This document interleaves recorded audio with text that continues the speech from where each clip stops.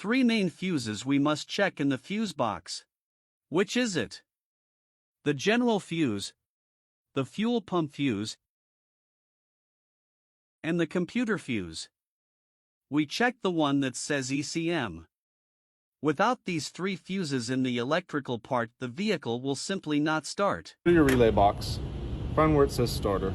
Once you find the starter fuse block, we're just going to pull that guy out. Now to test to see if the starter will kick on, to test the starter, all we're going to do is put a paper clip down inside of where the relay was, connecting both sides. That proves that it is not the starter.